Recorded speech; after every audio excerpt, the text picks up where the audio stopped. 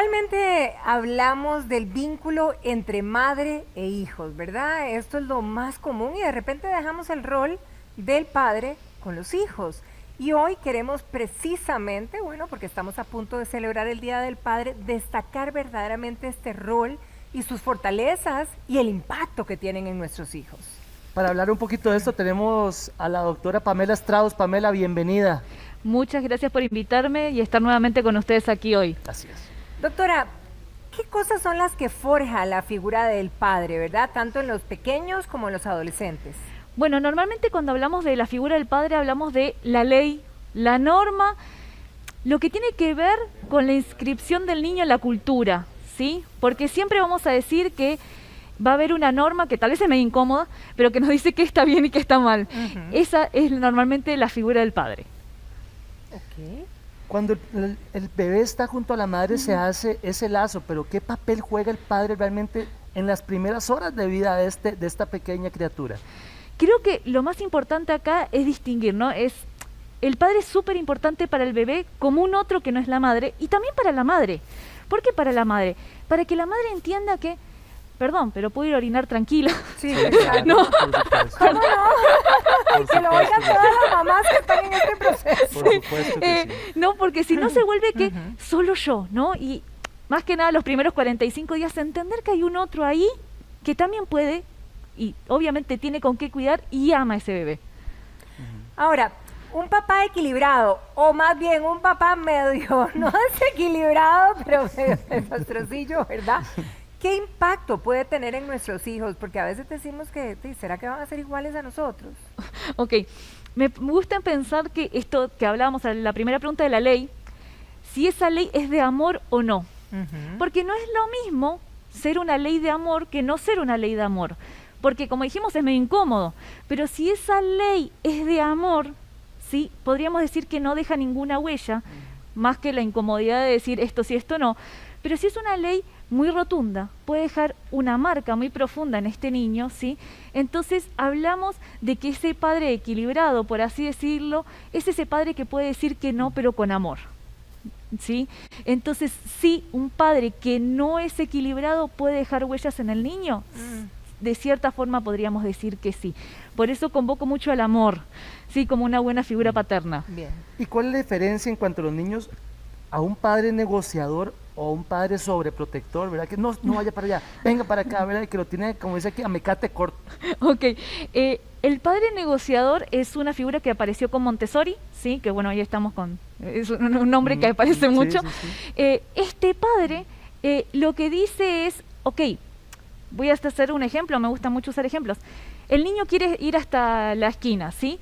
Y el padre obviamente tiene miedo, ese es el padre sobreprotector. Claro. El padre negociador va a decir, yo confío en mi hijo, tal vez no que vaya hasta la esquina, pero hasta mitad de cuadra. Eso le entrega confianza al niño. Entonces, el niño va a decir, mira, sí puedo, ¿no? Ese padre sobreprotector por propios miedos a un mundo que puede lastimar al niño, lo deja y no le permite hacer nada y no genera confianza en el niño, ¿sí? Ahora, doctora, hay una realidad definitiva, ¿verdad?, de muchísimas cabezas de hogar que son madres de familia. Entonces, de repente, nos preguntamos todos, ¿verdad? ¿Hay la manera de que la mamá pueda reemplazar esa figura paterna?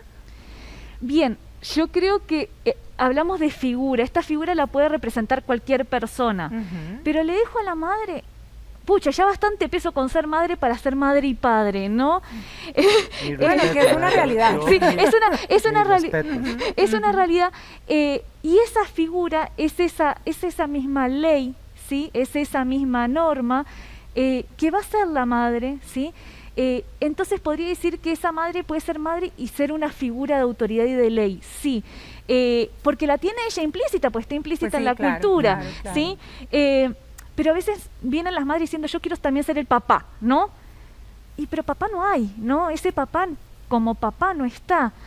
Entonces, por ahí, con ser buena madre es suficiente, ¿no?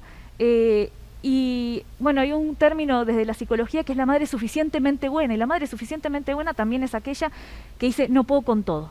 Claro, somos seres humanos. Somos seres humanos, ¿no?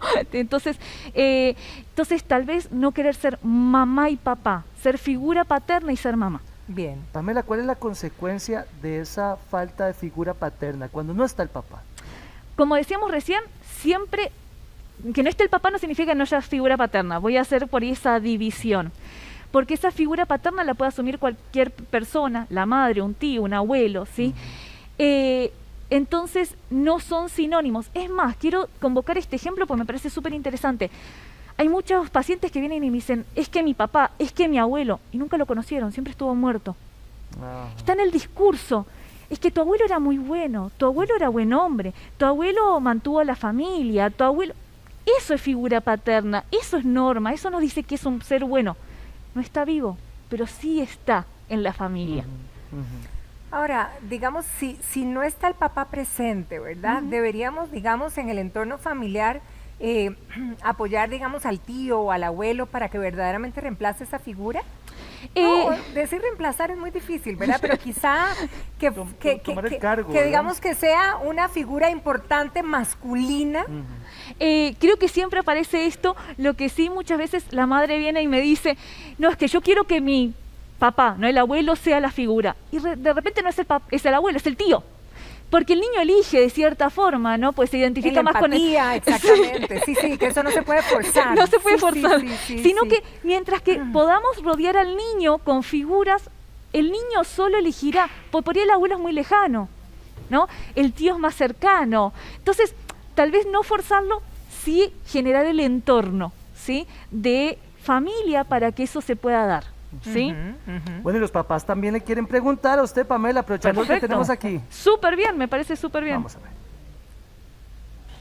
Buenos días, doctora. ¿Por qué nosotros desconocemos el amor de los padres hasta que tenemos a nuestros hijos? Chica. Es una pregunta muy interesante esa. Creo que una de las cosas que podemos ver ahí es a qué edad somos padres, ¿sí? Un adolescente se pelea con papá y mamá. Sí. Eso es típico. Sí, esa figura idealizada de la niñez va a caer, ¿sí? Porque papá en la niñez es superhéroe, puede con todo, y gracias a Dios en la adolescencia eso cae un poco, entonces vemos que papá tiene sus defectos y más que nada vemos los defectos. Normalmente cuando llegamos a ser padres, es en ese momento donde podemos ver defectos y virtudes. Entonces nos amigamos otra vez con papá y también empezamos a ver que tan fácil no era, ¿no? Exacto. Que eso superhéroe no era. Es todo un peso. Es un reto. Es un reto muy grande, entonces decimos, mira, sí, mis papás se equivocaron, pero pucha, hay que estar también de este lado, ¿no? Entonces nos lleva a volver a convocarnos con papá, ¿sí? Bien, tenemos otra consulta de papá, vamos a verla. Estoy nervioso. Doctora, ¿por qué es tan importante en la infancia sentirse protegido por un padre? Claro, la protección, Bien. ¿verdad? Bien, ¿por qué es tan importante? Recordemos, y esto es súper biológico, que el niño nace indefenso, no es un ser adulto, ¿sí? Y ante esta indefensión, el niño necesita a alguien que le genere esa confianza, ¿sí? Recordemos que los seres humanos somos los únicos que, como se dice, nacemos inmaduros.